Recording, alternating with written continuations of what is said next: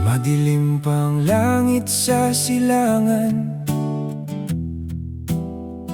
gising na siya bago mag-umaga.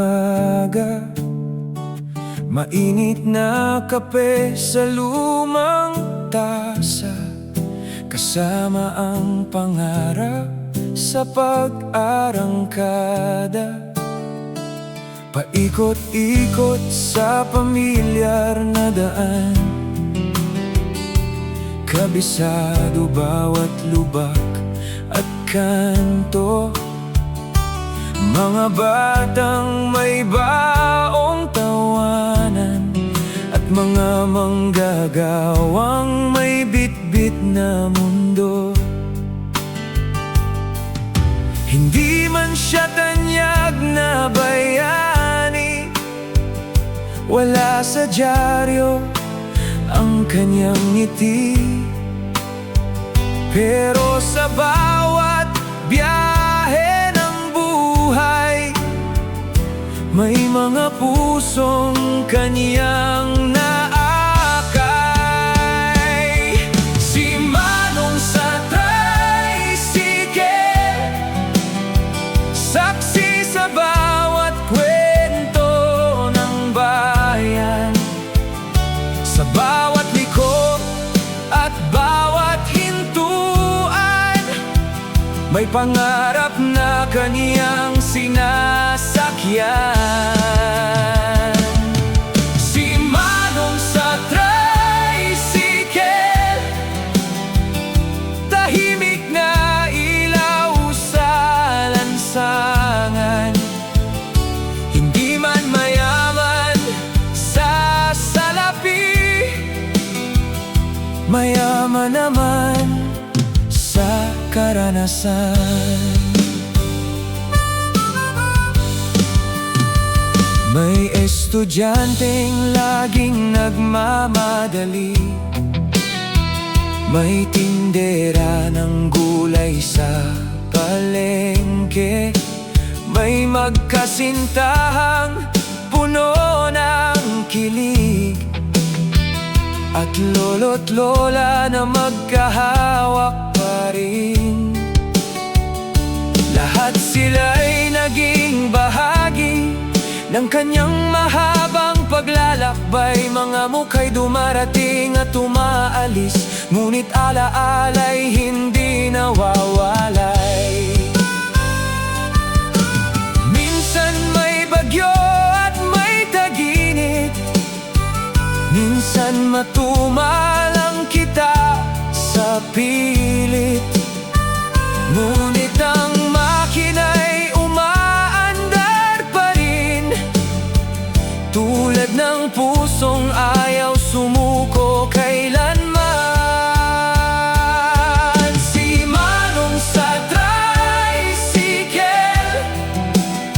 saksi sa bawat kwento ng bayan, sa bawat liko at bawat hintuan, may pangarap na kaniyang sinasakyan.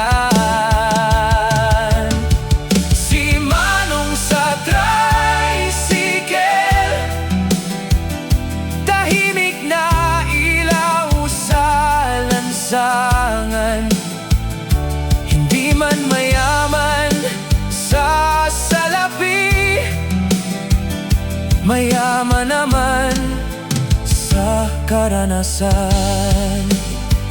At kapag dapit hapon na ang araw, ginto ang kulay ng kalangitan, binibilang niya ang munting kita, ngunit higit doon ang kaniyang natipon. Mga ngiti, mga pagbati, mga salamat na hindi mabibili.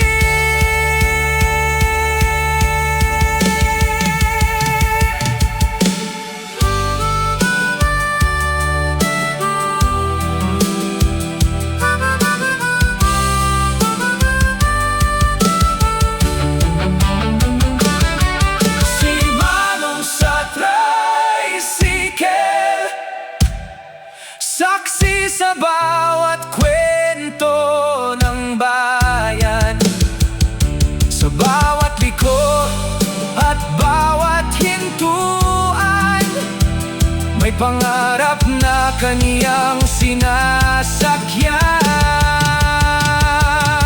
Si Manong sa tricycle, kasama sa tibok ng pamayanan. Habang umiikot ang mga gulong, patuloy ding umiikot ang buhay. Bukas muli, bago mag-umaga, maririnig ang makina niyang handa. At sa bawat biyahe ng kaniyang araw, may bagong kwentong mabubuo sa daan. Si Manong sa tricycle, kasama sa paglalakbay ng bayan.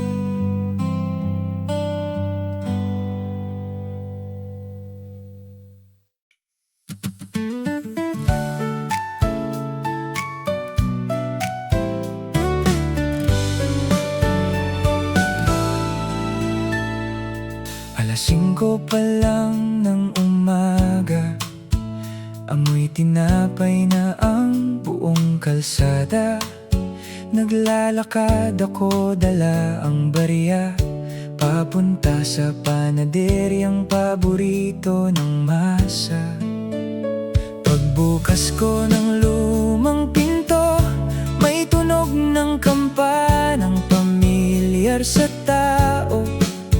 At sa likod ng salamin ng mga pandesal, naroon siya, tila liwanag ng umaga.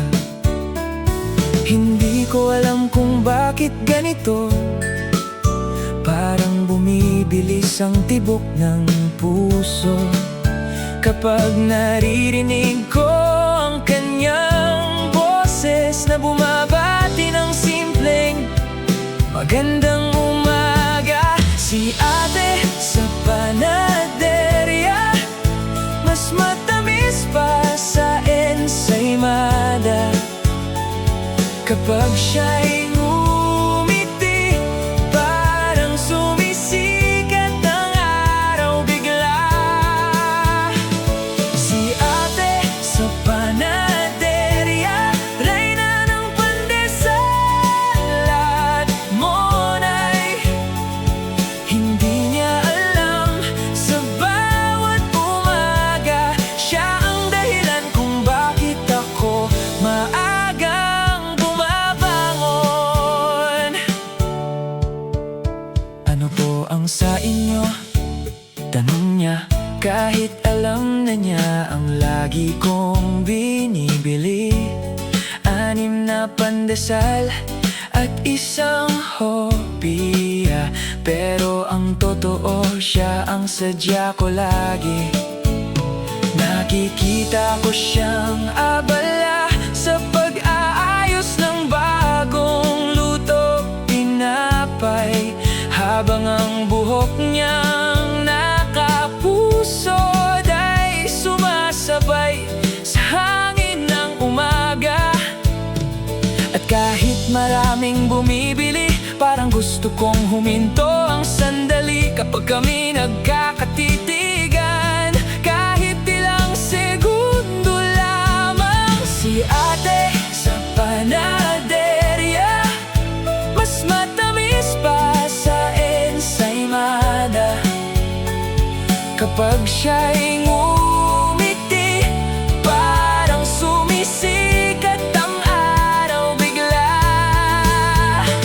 Si ate sa panaderya, reyna ng pandesal at monay. Hindi niya alam, sa bawat umaga, siya ang dahilan kung bakit ako maagang bumabangon.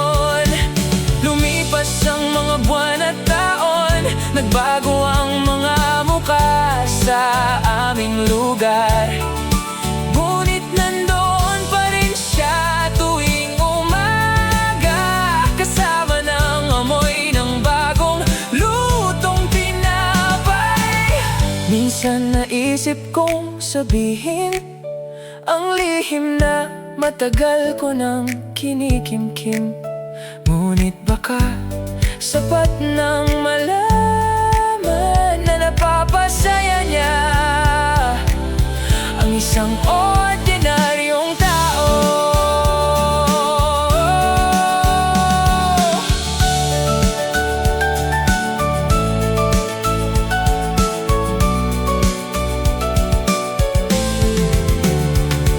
Sa bawat pandesal na kanyang iniabot, may kasamang kabutihang di mabibili. Sa mundong laging nagmamadali, siya'y paalala ng simpleng ligaya. Si ate sa panaderya, mas matamis pa sa ensaymada. Kapag siya'y ngumiti, parang sumisikat ang araw bigla.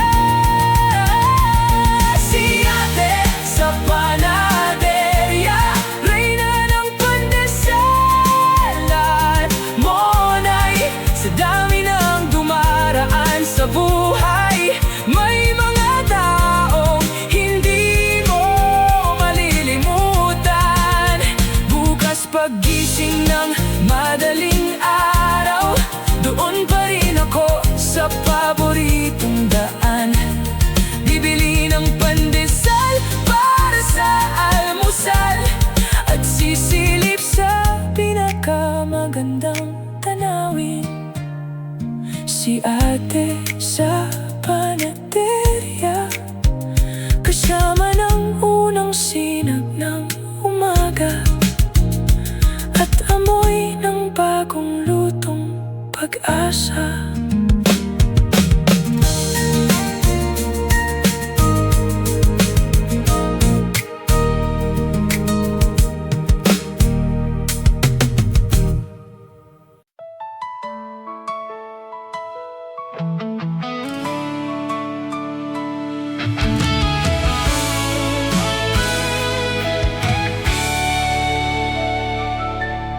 Sa kanto namin may isang tao, laging nakangiti kahit saan mapunta.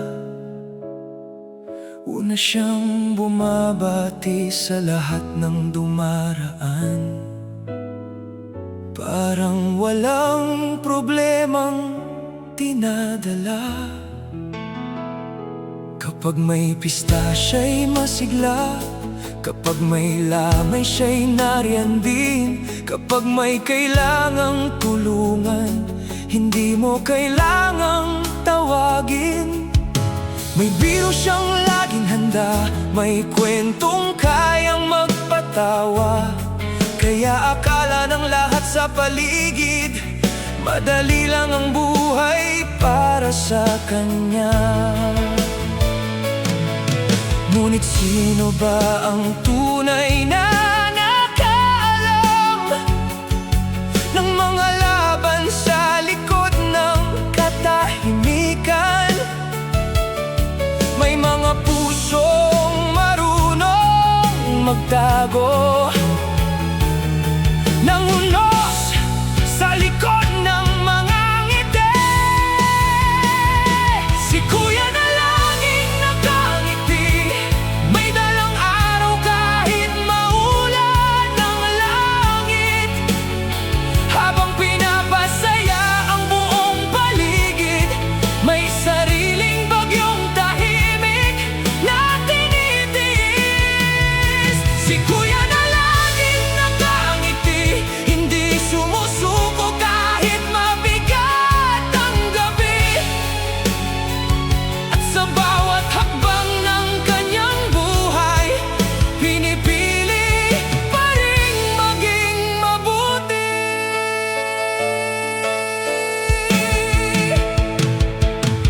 Isang gabi sa tindahan ni Aling Nena, nagkataong kami lang ang magkasama. Tahimik siyang nakatingin sa malayo, habang hawak ang malamig na tasa. Doon ko unang nakita ang pagod sa kanyang mga mata.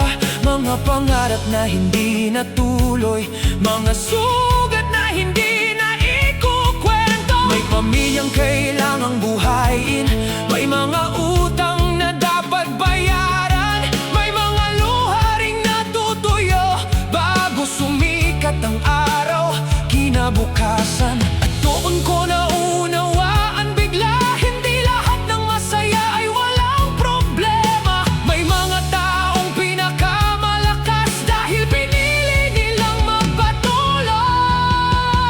Si Kuya na laging nakangiti, may dalang araw kahit maulan ang langit. Habang pinapasaya ang buong paligid, may sariling bagyong tahimik na tinitiis. Si Kuya na laging nakangiti, hindi sumusuko kahit mabigat ang gabi. At sa bawat hakbang ng kanyang buhay, pinipili pa ring maging mabuti. Minsan ang tapang ay hindi sigaw, hindi rin ito nasusukat sa lakas. Minsan ang tapang ay simpleng pagbangon kahit gusto mo nang sumuko. Minsan ang bayani ay hindi nakikita, wala sa telebisyon o sa balita. Nasa tabi mo lang pala, tahimik na lumalaban araw-araw.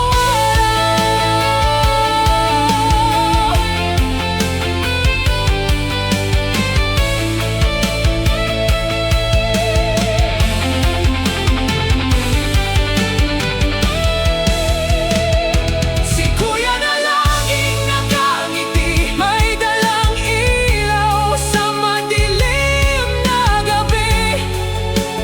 Habang inaabot ang kamay ng iba, hindi niya alam siya rin ay inspirasyon. Si Kuya na laging nakangiti, larawan ng tibay ng karaniwang tao. Sa likod ng bawat ngiting ibinibigay, may pusong marunong magmahal.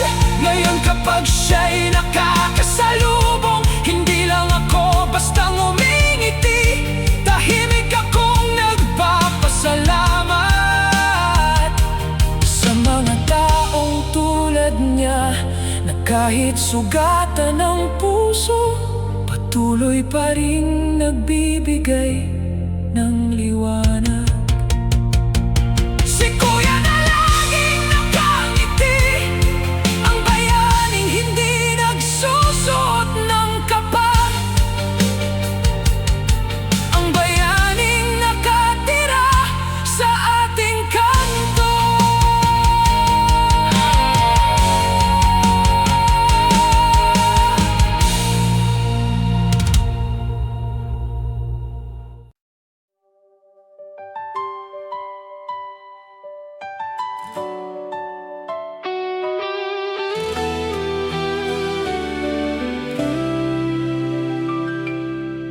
Madaling araw sa lumang terminal, tahimik pa ang bayan at ang lansangan.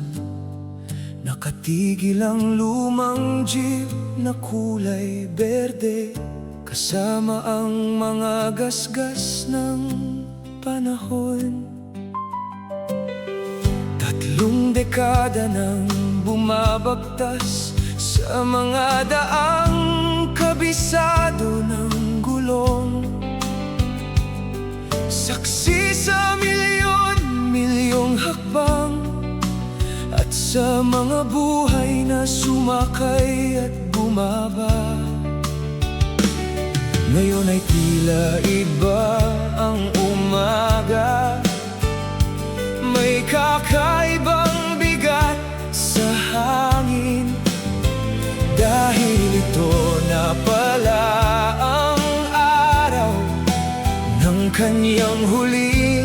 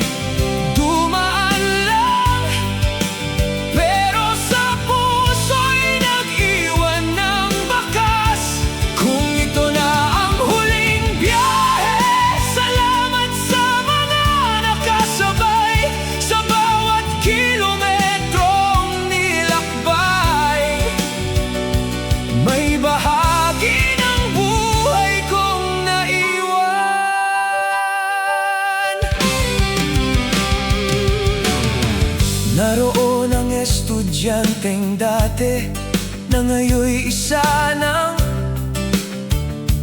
propesor.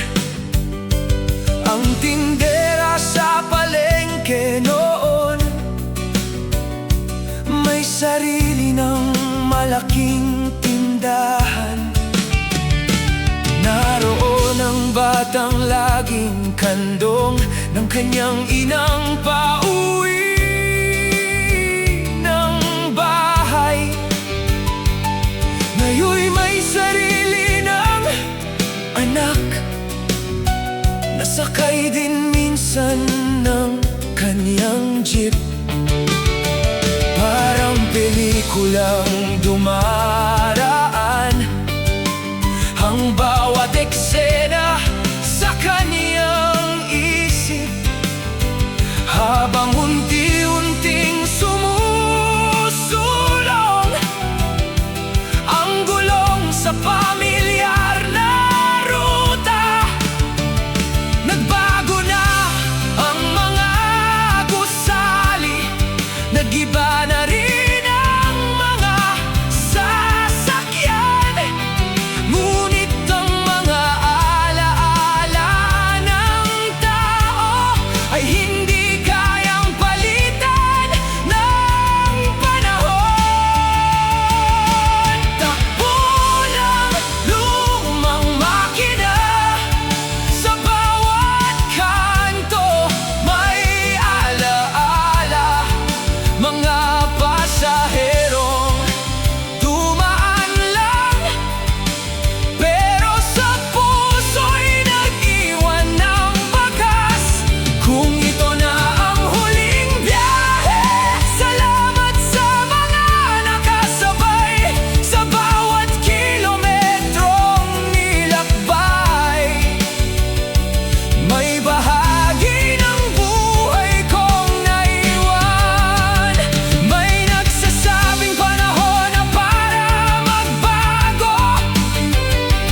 May bagong sasakyang mas moderno, ngunit may mga bagay na mahirap bitawan kapag naging bahagi na ng pagkatao.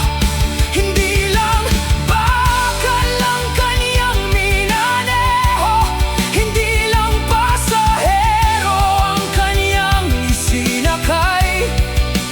Mga pangarap, mga pag-asa, mga kwentong sabay na bumiyahe.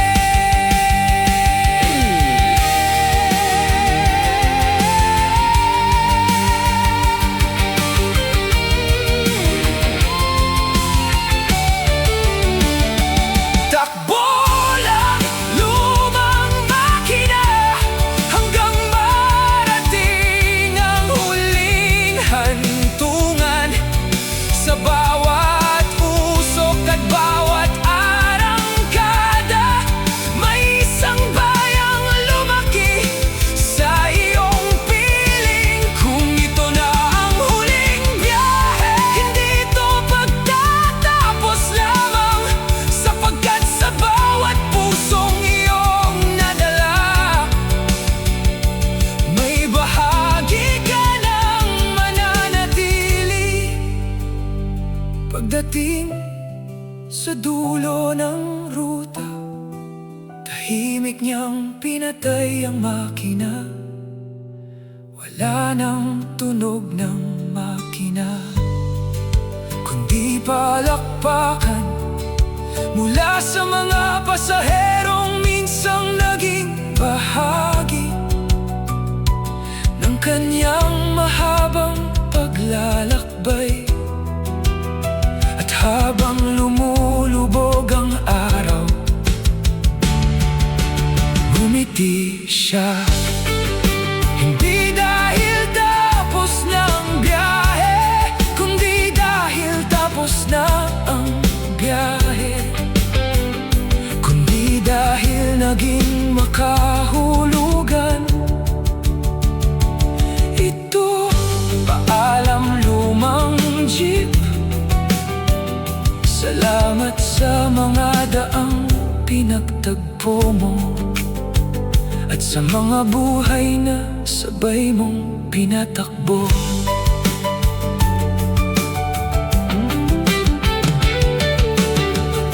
Madaling araw sa lumang terminal, tahimik pang bayan at ang lansangan.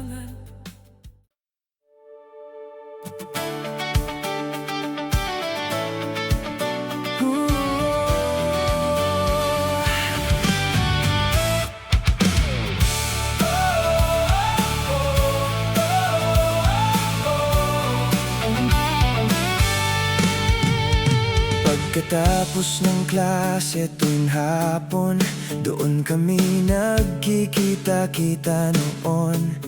Sa waiting shed na kupas ang pintura, pero puno ng mga pangarap at tawanan.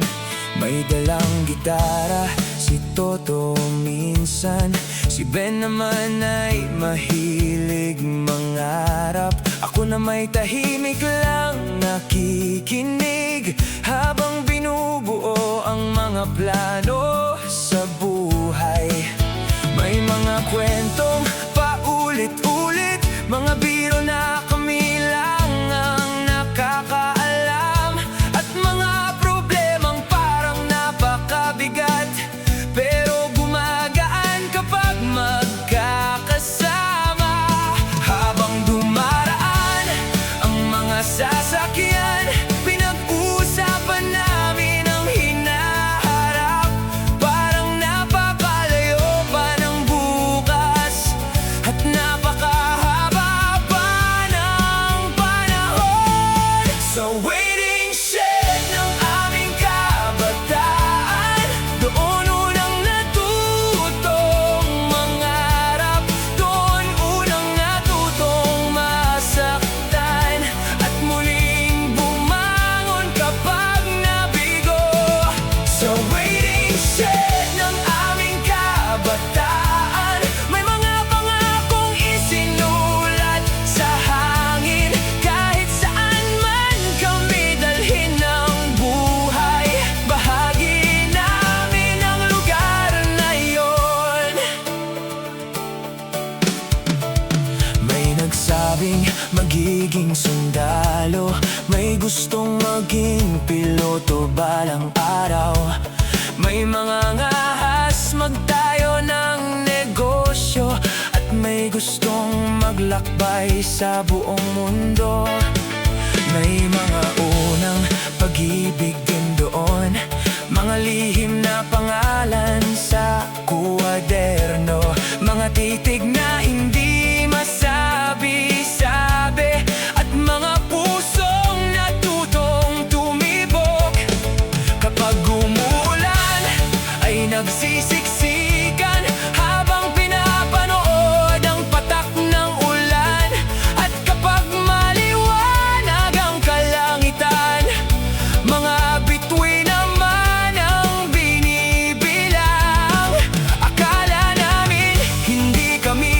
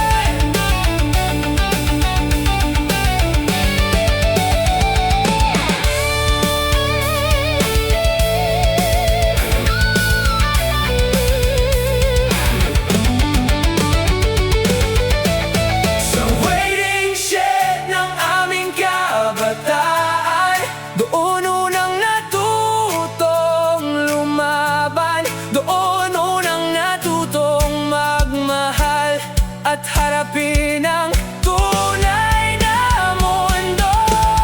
Sa waiting shed ng aming kabataan, hindi man kami muling magkatipon, habang may alaalang dala ang puso, hindi mawawala ang aming samahan. Ngayon may bago ng pintura at iba na rin ang mga taong naroon, ngunit sa bawat upuang kahoy may bakas pa rin ng mga pangarap na minsan isinilang sa isang simpleng waiting shed sa tabi ng kalsada. At sa bawat dumaraang bus, may isang alaalang kumakaway pabalik sa aming kabataan. Say!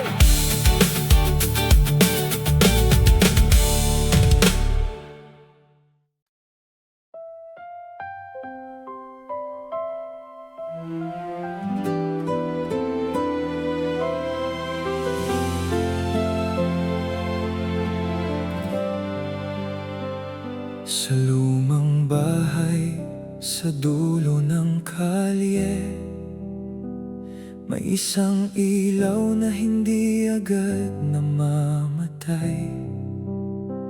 Kahit gabi na at tahimik ang paligid,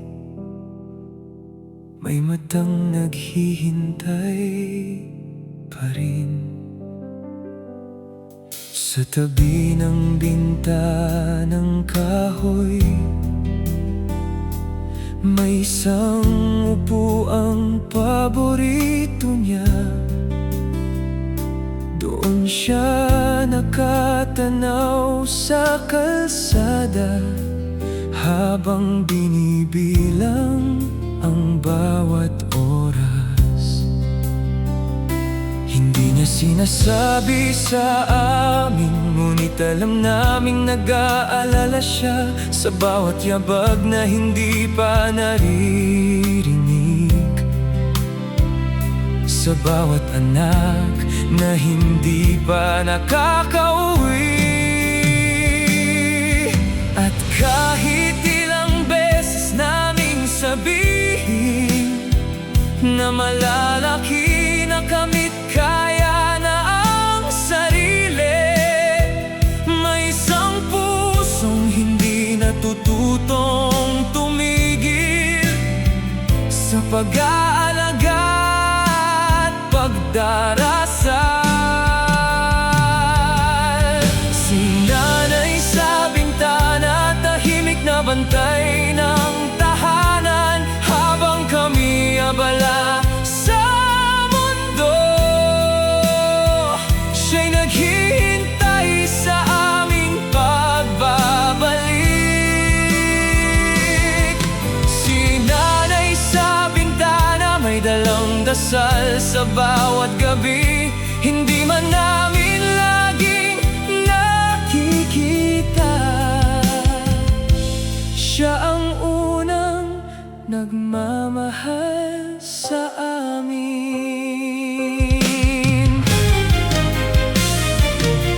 Noong kami mga bata pa lamang, siya ang unang gumigising sa umaga, naghahanda ng baon at almusal bago harapin ang sariling pagod.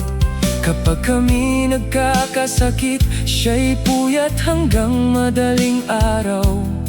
Kapag kami may problema, siya ang unang naghahanap ng paraan.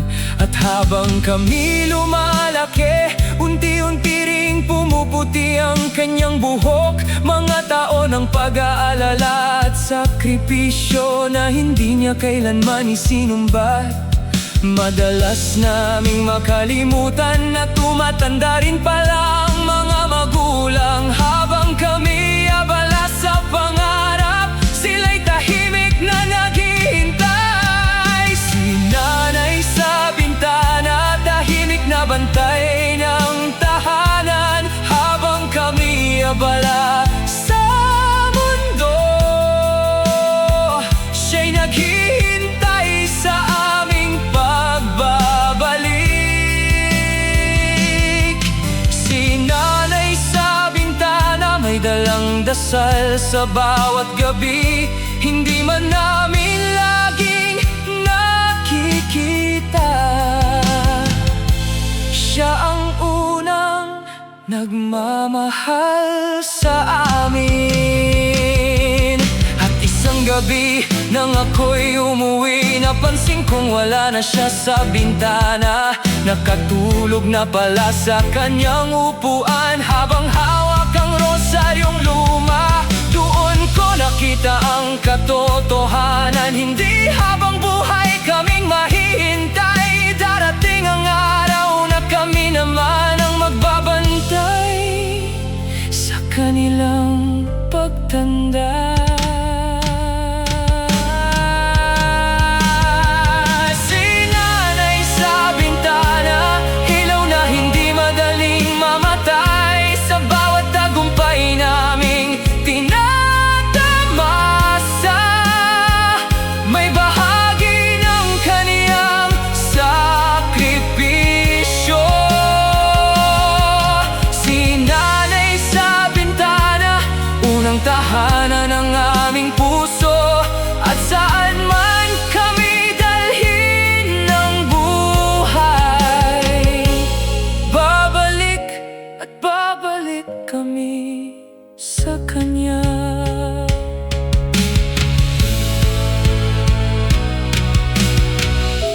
Ngayon kapag ako'y nauuwi, hindi ko na hinahayaang maghintay siya ng matagal, sapagkat natutunan kong ang panahon ay mabilis lumipas at may mga yakap na hindi dapat ipinagpapaliban.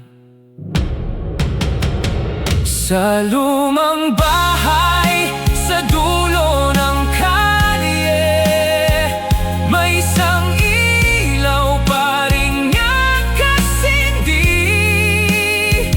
at isang pusong walang sawang nagmamahal. Si nanay sa bintana, tahimik na bayani ng bawat tahanan.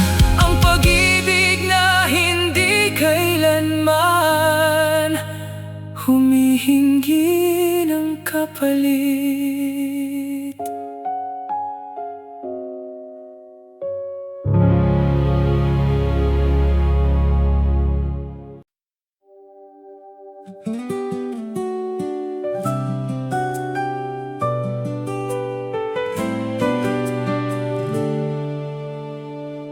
Mainit ang araw ng tanghaling iyon,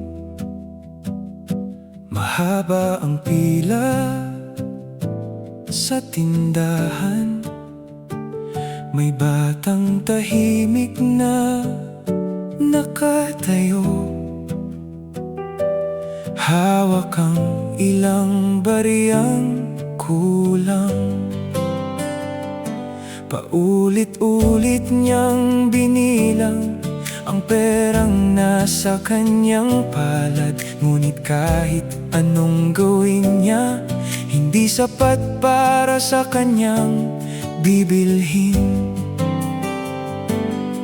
Sa kanyang mga mata'y mababasa ang pag-asang baka may himala, habang ang mga tao sa paligid ay abala sa kanya-kanyang mundo. Minsan ang pinakamalaking laban ay hindi nakikita ng karamihan. At minsan ang pinakamalaking tulong mas maliit kaysa ating inaakala. 20 pesos lamang, ngunit nagbago ang isang araw. 20 pesos lamang, ngunit nagbigay ng ngiti at pag-asa. Hindi nasusukat sa halaga ang kabutihang galing sa puso. May mga himalang dumarating sa simpleng pag-abot ng kamay. May isang matandang nasa likuran, tahimik na pinagmasdan ang bata. Wala siyang sinabi ni isang salita, kundi inilagay ang 20 sa kanyang palad. Nagulat ang bata at napangiti, parang gumaan ang buong paligid. At sa munting sandaling iyon, may dalawang pusong nagkaunawaan. Hindi nila alam ang pangalan ng isa't isa, hindi sila magkaibigan o magkamag-anak, ngunit pinagtagpo sila ng pagkakataon at ng kabutihang hindi nag-aabang ng kapalit. May mga kwentong hindi nababalita, ngunit siyang nagpapaganda sa mundo. Mga simpleng bagay na nagpapaalala na may malasakit pa rin ang tao.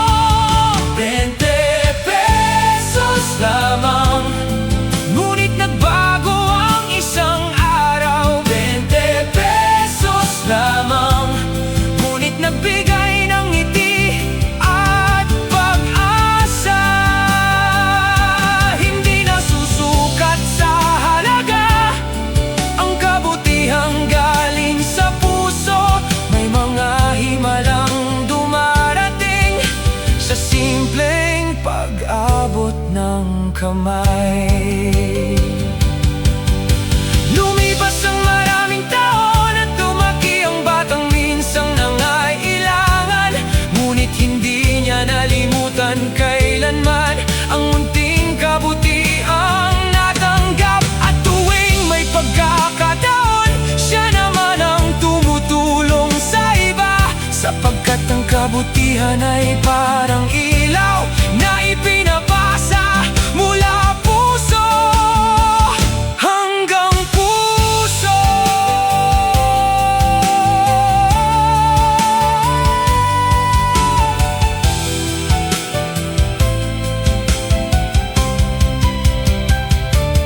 ₱20 lamang, ngunit kayang baguhin ang landas. ₱20 lamang, ngunit maaaring maging simula. Hindi lahat ng yaman ay salapi, hindi lahat ng kayamanan ay nakikita. May mga pusong tunay na mayaman dahil marunong silang magbahagi. Marahil bukas o sa susunod na araw, may makakasalubong tayong nangangailangan. At marahil hindi natin mababago ang mundo sa isang iglap, ngunit maaari nating baguhin ang mundo ng isang tao. Sa isang simpleng kabutihan, sa isang simpleng pagngiti, sa isang simpleng pag-abot ng 20 pesos. 20 pesos, 20 pesos lamang, ngunit ang halaga nito'y higit pa sa salapi, dahil ang tunay na yaman ay nasa puso.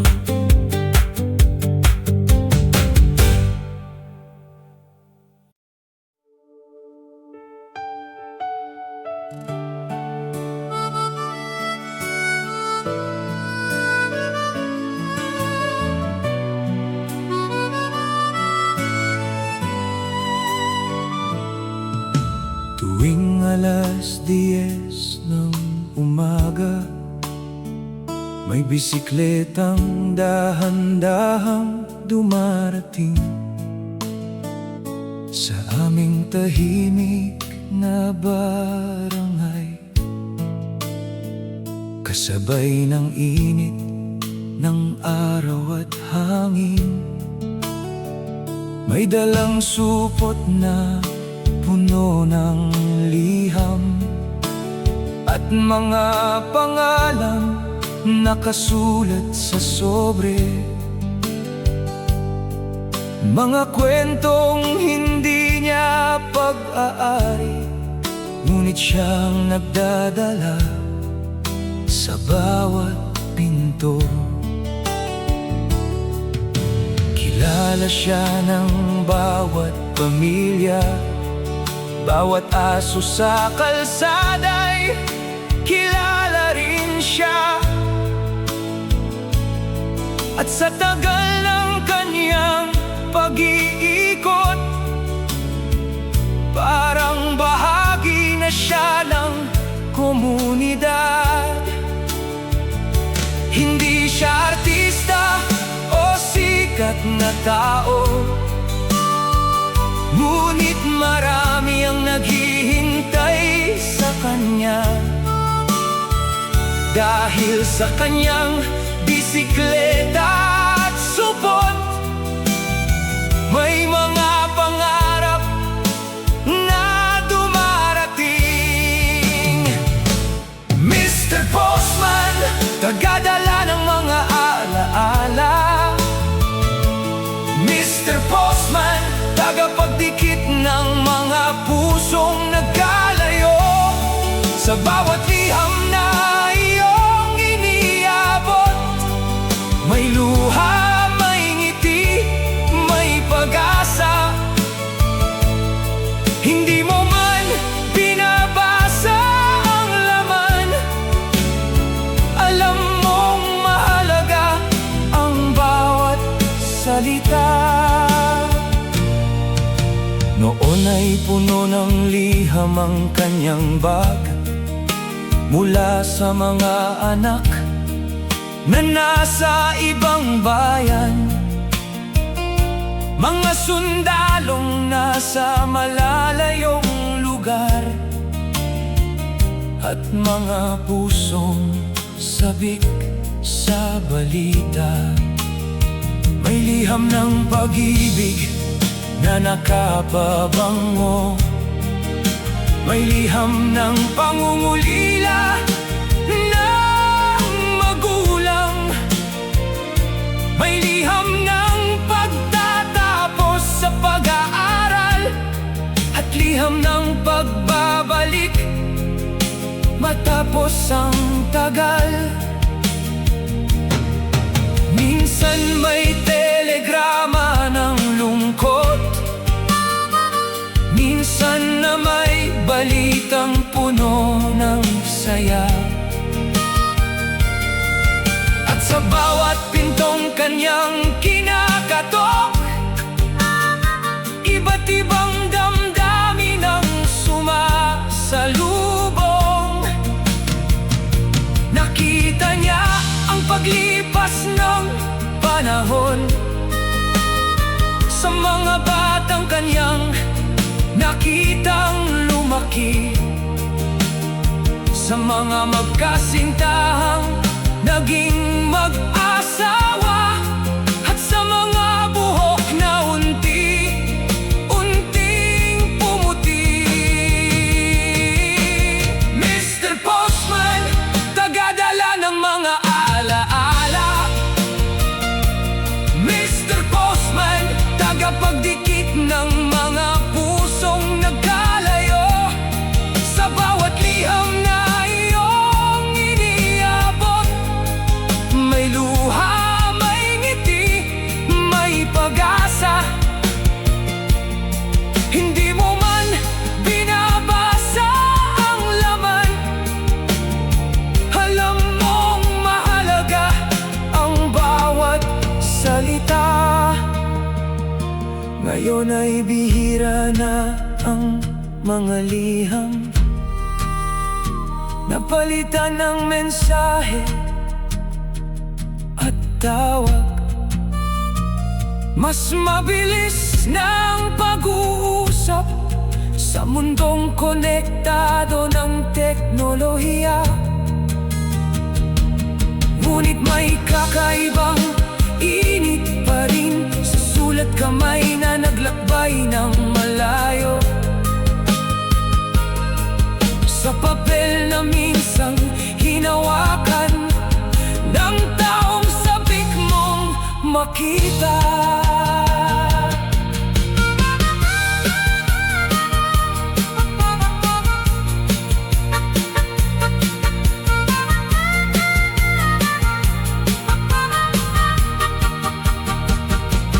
Mr. Postman, tagabantay ng mga alaala. Mr. Postman, saksi sa pagdaan ng panahon. At kahit nagbago ng mundo, may mga kwentong hindi kumukupas, sapagkat ang tunay na damdamin ay hindi naluluma kailanman. Ngayon ay nakapahinga na siya. Ang lumang bisikleta ay nasa tabi ng bahay. Ngunit kapag siya'y nakangiti sa beranda, parang naaalala pa rin niya ang bawat pangalang nasa sobre, ang bawat pintong kanyang kinatok, at ang bawat pusong minsang naghintay sa pagdating ni Mr. Postman. May mga sulat na kumukupas, ngunit may mga alaalang nananatili sa bawat pahina ng ating buhay.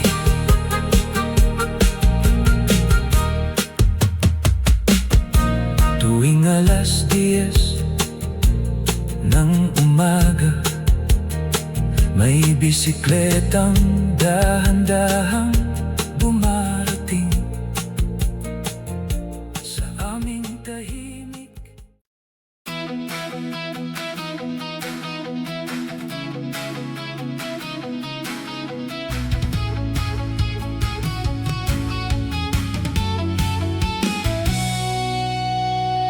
Alas 4 pa lang ng hapon, naroon na kami sa gitna ng kalye.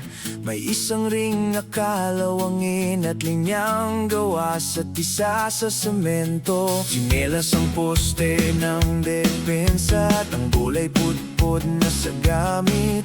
Kapag may dumadaang sasakyan, sandaling tigil sa kalaro ulit. Wala kaming scorekeeper noon, wala ring referee na sumisita. Basta't may sigawan at tawanan, panalo na ang buong tropa. At sa ilalim ng araw na mainit, parang wala kaming kapaguran, habang hinahabol ang bawat puntos at mga pangarap ng kabataan. Basketball sa kalsada, doon namin natutunang lumaban. Basketball sa kalsada, doon namin natutunang mangarap. Sa bawat pasa at bawat tira, may aral na dalang laro. Kahit hindi kami naging sikat, may mga panalo hindi nasusukat.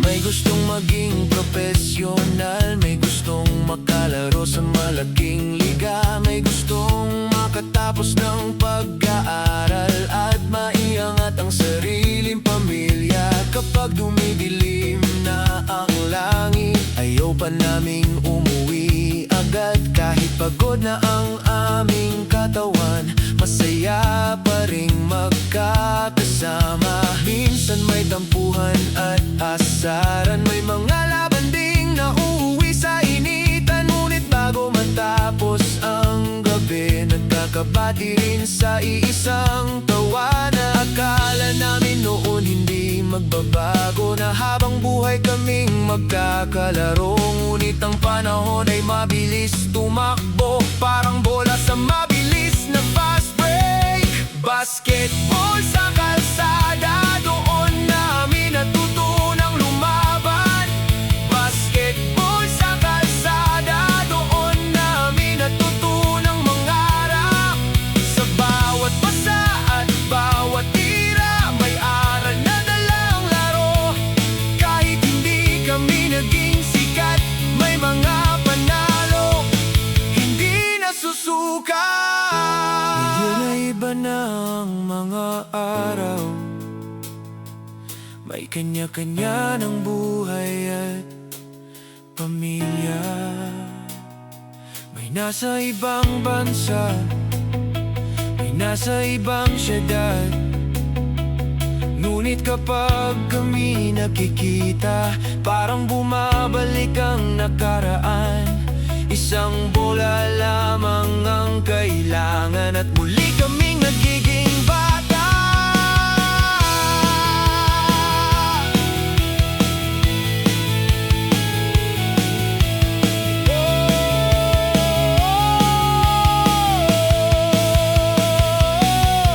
Basketball sa kalsada, hindi lang laro kundi alaala. Basketball sa kalsada, hindi lang laban kundi samahan.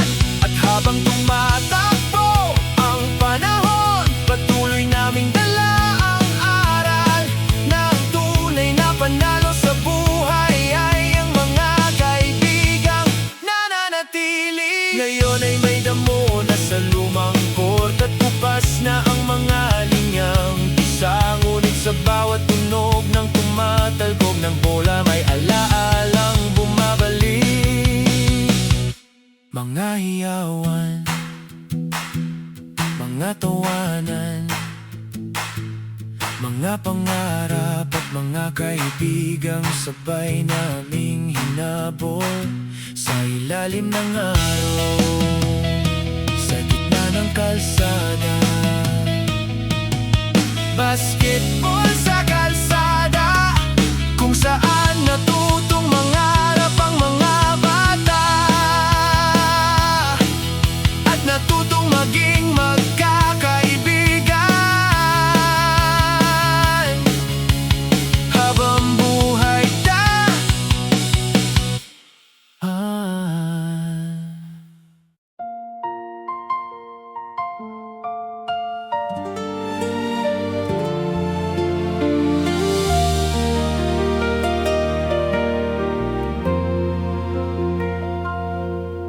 sa dulo ng eskinita ng aming barangay, may lumang bahay na tahimik lamang.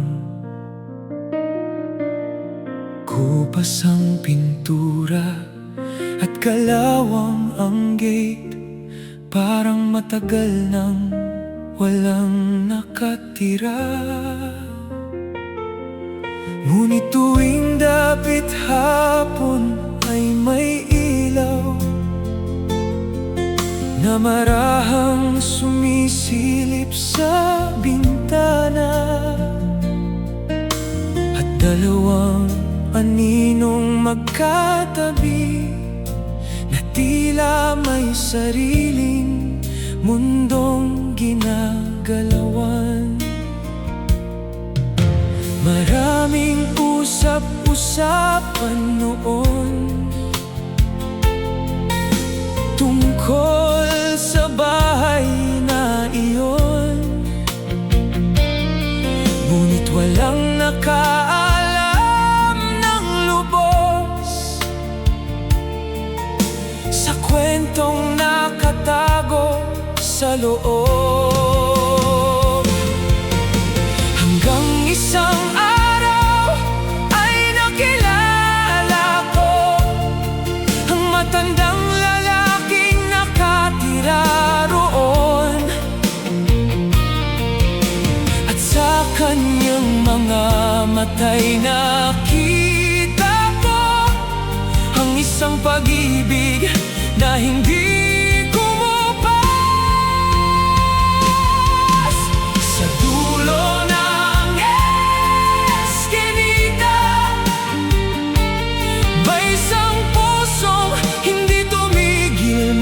mahal. Sa pagdaan ng maraming taon, nanatiling buo ang kanilang pangako.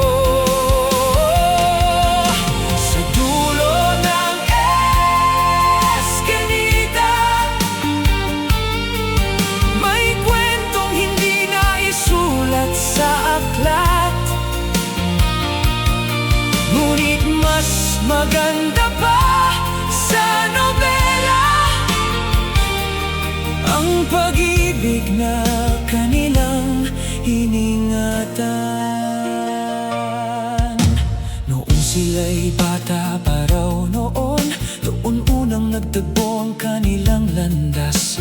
Sasayawan ng pista ng bayan habang tumutugtog ang lumang banda. Wala silang yaman o impluensya, tanging pangarap at pagmamahalan. Magkahawak kamay nilang hinarap ang unos ng mahabang panahon. Nagkaroon ng mga pagsubok, mga panahong kulang ang lahat, ngunit hindi sila bumitiw kailanman.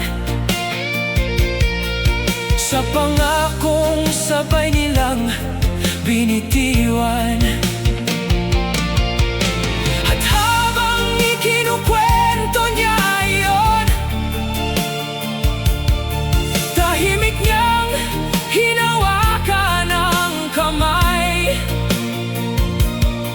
ng babaeng kasama niyang tumanda, na nakangiti pa rin tulad noon. Sa dulo ng eskinita, may isang pusong hindi tumigil magmahal. Sa pagdaan ng maraming taon, nanatiling buo ang kanilang pangako. Sa dulo ng eskinita, may kwentong hindi naisulat sa aklat, ngunit mas maganda pa sa nobela ang pag-ibig na kanilang iningatan. Sa mundong mahilig sa mga simula, madalas nakakalimutan ang pagpapatuloy, na ang tunay na pag-ibig ay hindi lamang kilig, kundi pagbili sa isa't isa araw-araw. Hindi ito perpekto, hindi ito walang luha, ngunit ito'y matatag dahil pinanday ng panahon.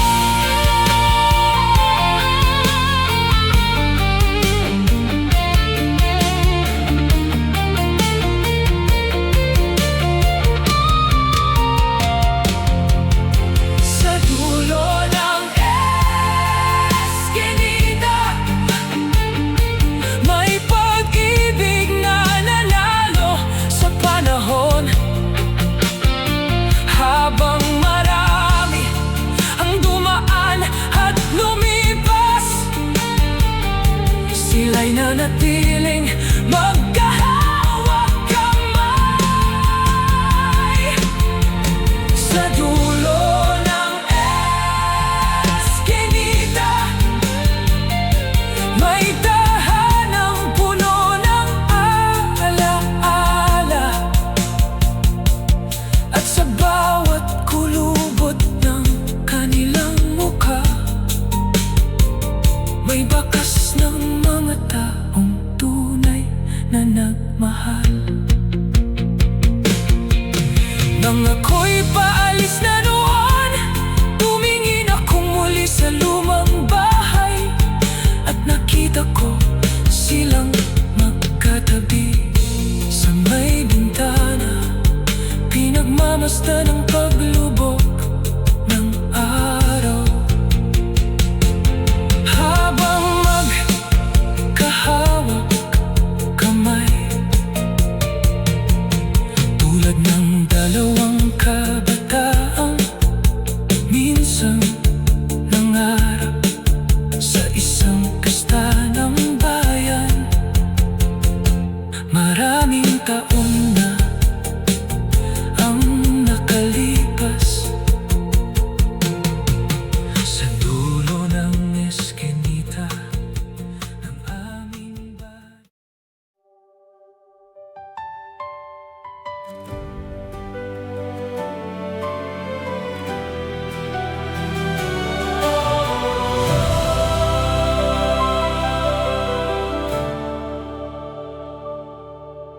Tahimik na ang buong kalye, nagsara na ang mga tindahan.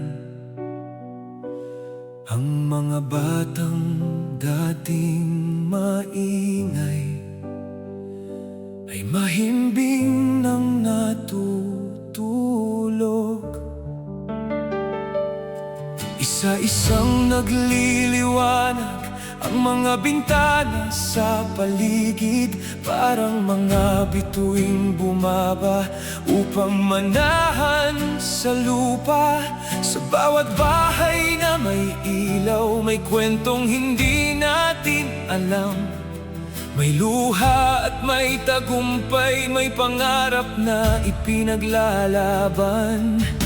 At habang ang gabi lumalalim, mas lalo kong nauunawaan na ang tunay na ganda ng bayan ay nasa mga taong naninirahan. Mga ilaw sa kanto, mga bituin ng ating mundo, sa bawat bintanang may liwanag, may pusong patuloy na nangangarap. Mga ilaw sa kanto, mga kwentong tahimik na nabubuhay. At kahit hindi sila sikat, sila ang bumubuo sa ating bayan.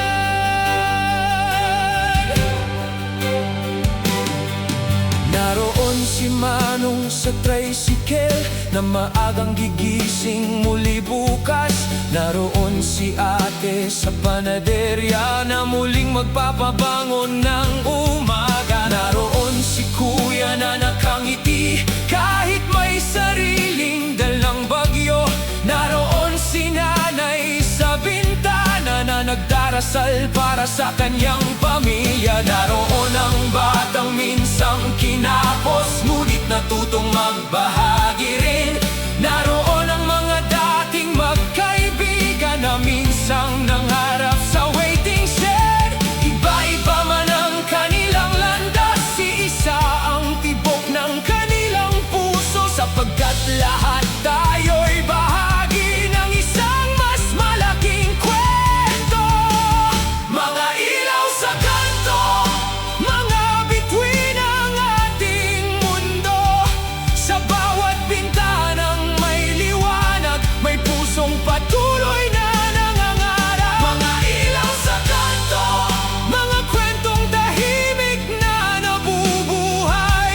At kahit hindi sila sikat, sila ang bumubuo sa ating bayan.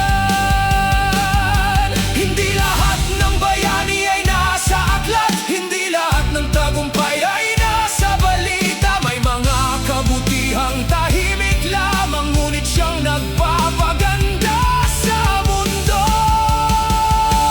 May mga kamay na walang sawang tumutulong, may mga pusong hindi napapagod magmahal. At sa bawat simpleng kabutihan, mas luminaw ang ating damdamin.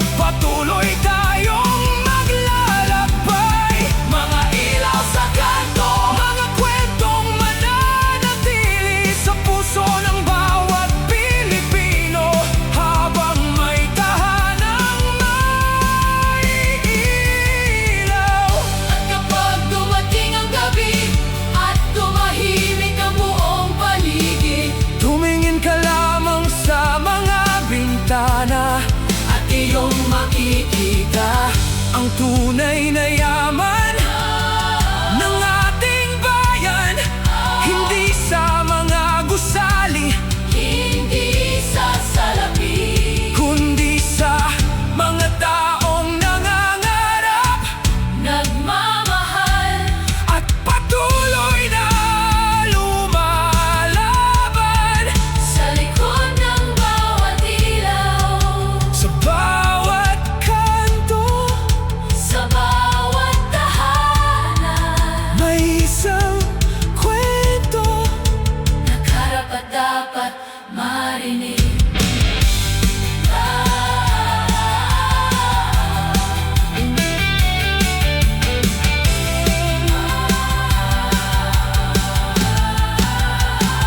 Mga ilaw sa